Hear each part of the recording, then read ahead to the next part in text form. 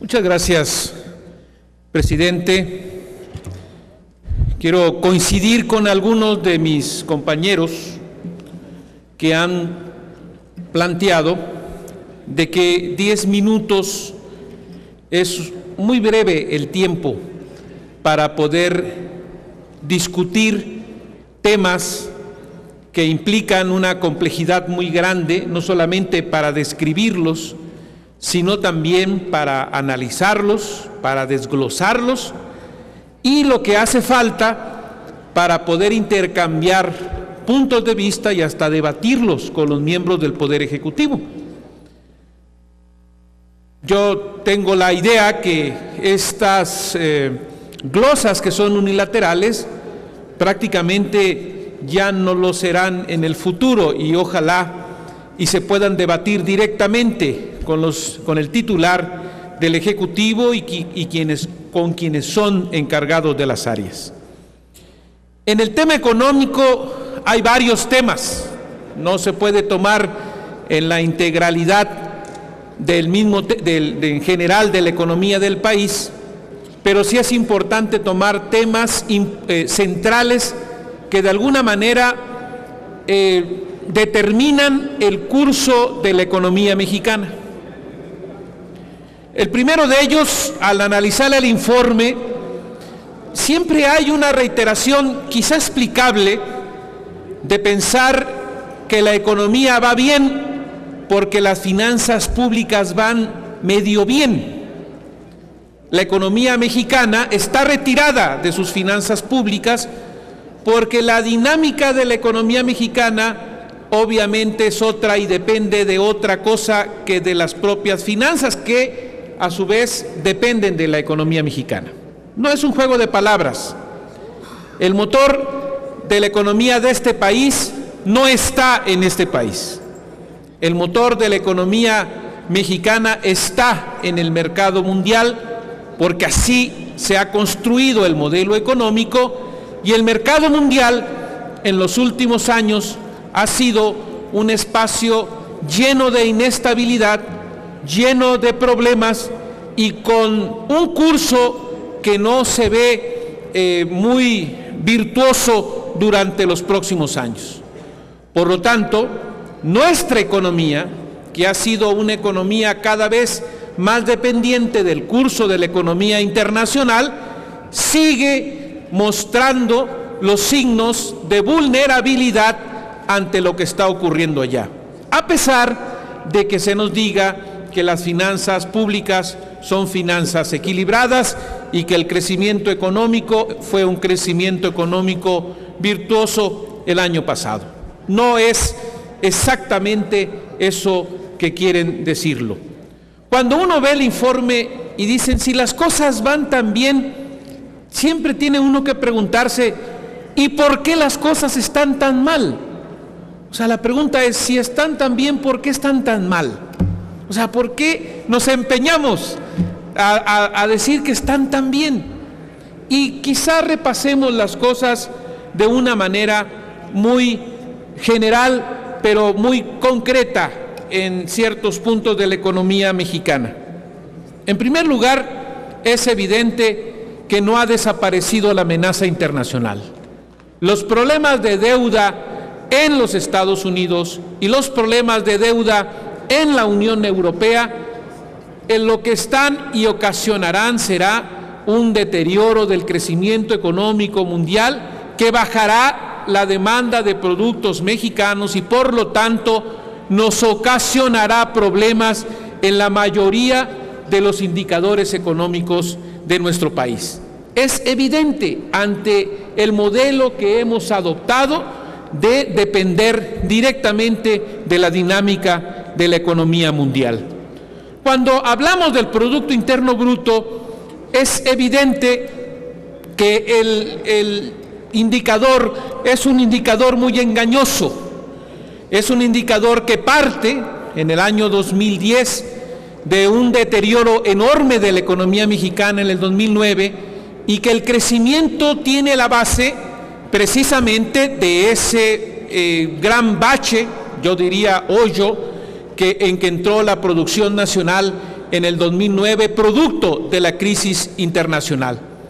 Entonces, plantear que un buen crecimiento económico sí lo habría, pero es a partir de la base de dicho bache. En realidad, el crecimiento económico de este país en 5 años no ha pasado de ser un mediocre 1.5%. Y de ahí difícilmente pasará en el próximo año en la evaluación global de todo el sexenio. Entonces, debemos preguntarnos qué es lo que lo está provocando, qué es lo que podemos hacer los mexicanos y qué debería de hacer el Ejecutivo de acuerdo a lo que nosotros analizamos en este tema. ¿Qué pasó, por ejemplo, en términos de empleo? Pues es evidente que el empleo en México no creció. Las políticas restrictivas, hay que ser muy claros, las políticas no expansivas, no destinadas a mejorar la inversión, sino a cuidar al máximo el equilibrio de las finanzas públicas, no pueden seguir construyendo el futuro de este país. Pues mientras las finanzas públicas se presumen de cabal salud, la economía del país sigue dependiendo de alfileres colocados desde el exterior, pero que son sumamente delgaditos. Cuando esos alfileres se desprendan, las finanzas públicas también caerán en una profunda crisis que obviamente evidenciarán de que no eran tan sanas como nos habían mostrado. A pesar de todas las advertencias posibles, siguen pensando en que la única manera de crecer, y eso es lo que uno no entiende, por qué los conductores económicos de este país insisten en el mismo modelo económico, la única manera de crecer, ellos creen, es atándose al cabuz de la economía mundial. No nos ven como un país creador de valor, no nos ven como un país que puede generar un proyecto nacional, nos ven solamente siguiendo las corrientes de la economía mundial. No se ha generado ningún proyecto nacional que fije rumbo. Han decidido dejar al mercado o a las fuerzas del mercado las decisiones de inversión. No han apoyado, y eso me consta directamente, la inversión en ciencia, tecnología e innovación, más allá de la inercia del gasto presupuestal, y nos han dejado en términos del gasto de una economía del conocimiento que es necesario para insertarse completamente y ventajosamente a esas corrientes de la economía mundial, nos han dejado a un nivel ínfimo, no solamente en los países de la OCDE, sino también entre los países latinoamericanos.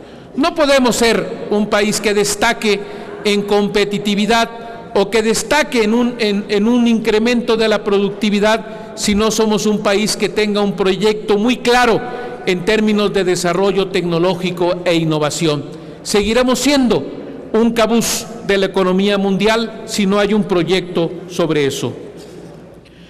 En términos fiscales, para mostrar esas finanzas públicas sanas, nuestro país, y cómo eso ha sido, alguien decía, la paz de los sepulcros, nuestro país ha tenido ingresos tributarios en promedio en los últimos 30 años del 10% con respecto al Producto Interno Bruto, mientras que el promedio de los países de la OCDE ha sido de 30% y en ese mismo lapso 20% más que nuestro país y en promedio 10% menos que el promedio de los países de América Latina.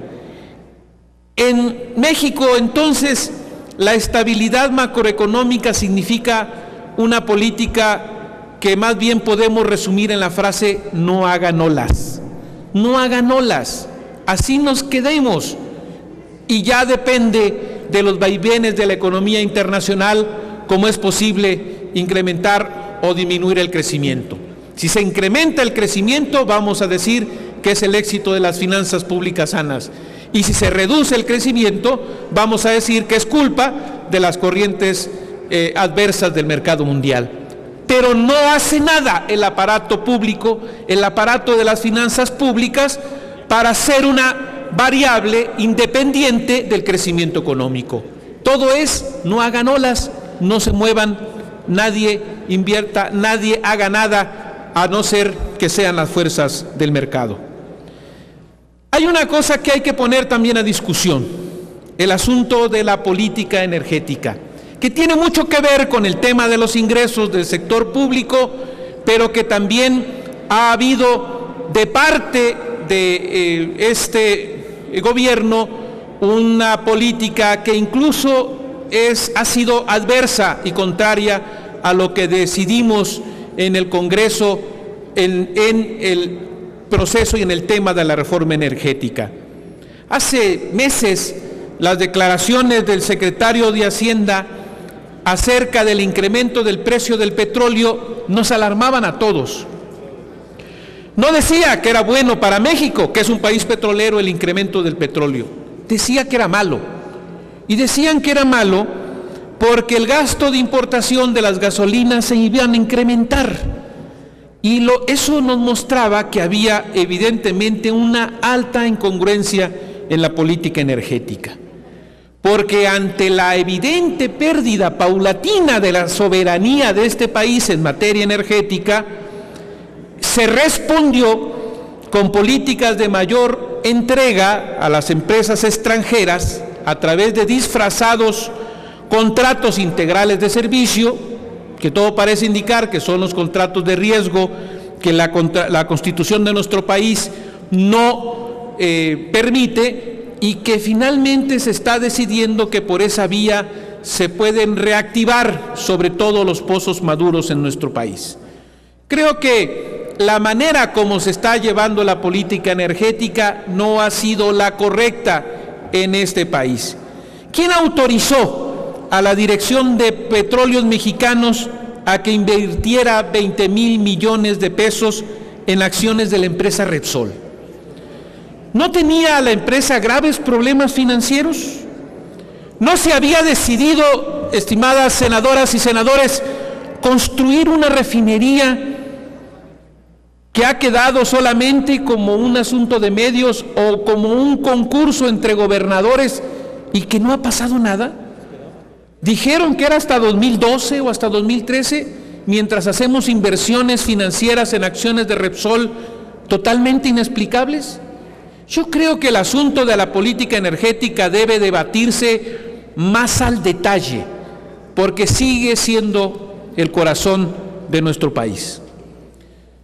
En el caso del campo, que es también un tema realmente muy sensible para nuestro país, es evidente que el proyecto de abrir los mercados internacionales o de dejar al campo, termino en 2 minutos, presidente, en dejar al campo totalmente indefenso ante las políticas de libre comercio de este país, eso ha permitido decir y definir que hay que tomarle mucha atención al tema. Porque los tratados de libre comercio, los últimos al menos, han beneficiado a sectores de altos ingresos en términos agropecuarios, pero también han afectado a aquellos sectores agropecuarios que se siguen depauperizando en este país. Hablar de campo es también hablar del grave problema del crecimiento de la pobreza en nuestro país. No es un problema menor, no es solamente la pérdida de la soberanía alimentaria, no es solamente la pérdida de muchos miles de hectáreas de producción agropecuaria, sino también es sobre todo el tema de la pobreza. No me voy a detener porque ya me están exigiendo que termine, pero yo sí quiero terminar con una reflexión. ¿Ya han hecho una medición de los efectos de la violencia en la economía del país y en las regiones? Y les digo porque finalmente muchas de nuestras regiones están sufriendo los embates de lo que está ocurriendo en los temas de seguridad. El turismo se reactivará con campañas de imagen como las que ahora ha decidido emprender la Presidencia de la República, mientras la terca realidad insiste en modificar la visión oficial. Creo que la economía nos muestra que lo que ocupamos en este país es un cambio urgente de rumbo. Muchas gracias, presidente.